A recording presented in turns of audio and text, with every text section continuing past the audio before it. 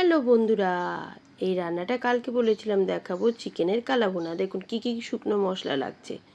এই যে দেখুন দেওয়াই আছে, দেখে নিন। একদম এর মধ্যে একটুখানি জিরে আছে, ধনে আছে, একটু রাঁধুনি আছে, গরম মশলার কাঠ আছে, গোলমরিচ আছে, একটু শুকনো লঙ্কা আর এলাচ আর লবঙ্গ, ব্যাস।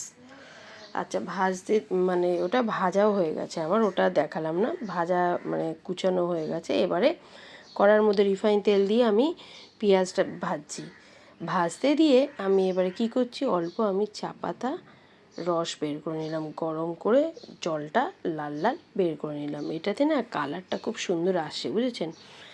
আচ্ছা, এবারে দেখুন কতটা সুন্দর বেরেস্তাটা হয়ে গেছে পেঁয়াজের। এবারে আমি এটাকে তেল ঝরিয়ে রেখে দিচ্ছি। এবারে মাংসটা ধোয়া হয়ে গেছে, ওর মধ্যে আমি আদা বাটা রসুন বাটা দিয়ে দিচ্ছি, একটু হলুদ দিয়ে দিচ্ছি, একটু ধনের গুঁড়ো দিচ্ছি, একটু লঙ্কার গুঁড়ো দিচ্ছি। আমি বেশি ঝাল দিচ্ছি না, কারণ ওই মশলার মধ্যেও ঝাল পড়েছে। ঠিক আছে, পরিমাণ মতো দিয়ে দিলাম, তেজপাতা দিয়ে দিলাম আর নুন দিয়ে দিচ্ছি। এবারে যে মশলাটা আমি মানে ওটা না, সরি, আমি এই মশলাটা হচ্ছে টমেটো, আমি একটু টমেটো বাটা দিয়েছি, আর ওই মশলা থেকে একটুখানি আমি মশলাটা দিয়ে দিলাম। ঠিক আছে, টমেটো বাটা আপনারা নাও দিতে পারেন, আমি দিয়েছি টেস্টের জন্য, আর সত্যি টেস্ট হয়েছে। একটু গরম মশলা দিয়েছি আর ওই পেঁয়াজ কুচিটা দিয়ে দিলাম, মানে যেটা বেরেস্তা করেছিলাম। আর পেঁয়াজ ভেজেছি যে রিফাইন তেল, ওই তেলটা আমি দিয়ে দিলাম। পেঁয়াজ ভাজা তেলটা মেখে দিলে না খুব সুন্দর লাগে, মাখালে গন্ধটা খুব ভালো আসে। আর সত্যি এত সুন্দর না, ভালো করে মাখাতে হবে। ঠিক আছে, পুরো সুন্দরভাবে আমি ভালো করে মাখিয়ে কিছুক্ষণ আমি আধ ঘন্টা মতো ম্যারিনেট করে রেখে দিয়েছিলাম।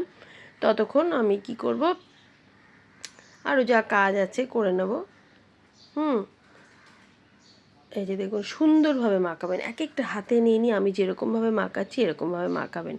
আর আমার এই রান্নাটা সত্যিই অপূর্ব হয়েছে, আপনারা দেখবেন বাড়িতে বানিয়ে। সবসময় একঘেয়ে খাওয়ার তো। এবারে আমি কড়ার মধ্যে সর্ষের তেল দিচ্ছি, আমার যতটা পরিমাণ ততটা, একটু চিনি দিলাম যাতে কালারটা লাল হয় একটু, আর দুটো শুকনো লঙ্কা ফোড়ন দিলাম। আচ্ছা, তার মধ্যে অল্প পেঁয়াজ আমি রেখেছিলাম, পেঁয়াজটা দিয়ে দিলাম। ঠিক আছে, দিয়ে এবারে ভাজছি। এটা আবার এটা কিন্তু গাঢ় ভাজবো না, হালকা বাদামি করব। হ্যাঁ, করার পরে এবারে মাংসটা যেটা ম্যারিনেট করে রেখেছিলাম সেটা আমি দিয়ে দিলাম, দিয়ে আমি ঢেকে দিলাম। হ্যাঁ, এটা কিন্তু একদম জল না, এরকম কষতে কষতেই এই মাংসটা সিদ্ধ হবে। ঠিক আছে, আচ্ছা, ঢেকে আবার বের করে আবার নাড়লাম, বেশ অনেকবার এটা নাড়তে চাড়তে হবে, আবার ঢেকে দেবো, আবার নাড়বে। এর মধ্যেই মাংসটা খুব সুন্দরভাবে সিদ্ধ হয়ে যাবে। ওকে, ঠিক আছে। এবারে দেখুন আমি ভালো করে নেড়ে দিয়ে আবার ঢেকে দিয়েছি। কিছুক্ষণ পর আমি দেখছি, দেখুন জলটা বেরিয়ে গেছে। এবারে আবার নাড়বো। দেখুন আস্তে আস্তে কালারটা চেঞ্জ হচ্ছে, তাই না?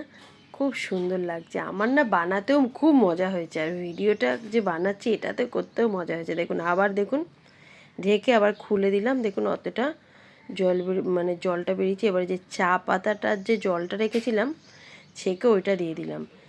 এবারে আস্তে আস্তে পুরো কালারটা সুন্দর বাড়বে। হ্যাঁ, ঠিক আছে, দেখুন খুলে দেখুন মানে আরও অনেক সুন্দরভাবে বাড়ছে।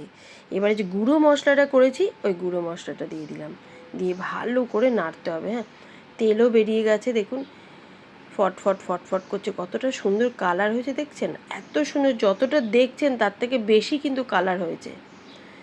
ঠিক আছে, আবার ঢেকে দিলাম, আবার খুললাম, দেখুন কি সুন্দর পুরো তেলটা বেরিয়ে গেছে। ও খেতে ব্যাপক হয়েছে। আমার মেয়ে বলছে, মা এত, আমার মা তো বলে এইটা ভালো হয়নি ওটা ভালো হয়নি, সে পর্যন্ত বলছে এত টেস্ট হয়েছে। আমার দেখি জিভে জল চলে আসছে। যাই হোক, দেখুন কত সুন্দর লাগছে, খুব ভালো হয়েছে, তাই না? এরকম কালাভুনা বানাবেন বাড়িতে, হেভি লাগবে। ঢেকে দিলাম, আবার ঢাকনাটা খুলে দেখাচ্ছি আপনাদের, এটা লাস্ট, এটা কতটা সুন্দর। এবারে আমি দেখাচ্ছি, দেখুন এরকম বাড়িতে বানান।